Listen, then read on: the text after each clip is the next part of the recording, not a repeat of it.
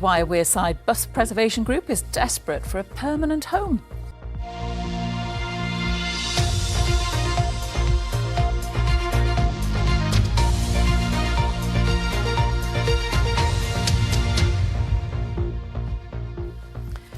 Good evening. A group which preserves some of the oldest buses in the north.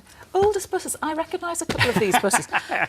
I would have travelled on them, you wouldn't. Yeah, no, I did. Oldest buses in the North East says it's desperate to buy up the Grade 2 listed building where it's based so it can ensure its future. Yes, the Northern National Restoration Group says it's struggled to secure funding because it doesn't own the site.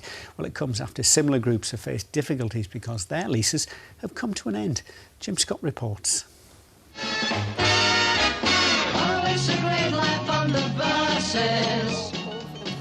So welcome to the Northern National Restoration Group. Matthew's been volunteering here for the past 2 years. Over this side, if you come in, you've got kind of what a driver would have. He's one of more than a dozen looking after some of the oldest working buses in the North East. A 51-year-old Leyland Leopard coach that worked for Weardale Motor Services back in the day. There are 7 buses ranging from the 70s up to the noughties in this collection. And this is one of our kind of greats within the fleet. These worked in many, many areas around the North East and have so many stories and have such a rich history.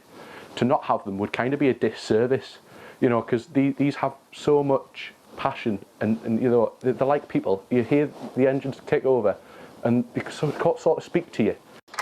Each one is in the process of being restored or has already been preserved so they can be used for a ride down memory lane.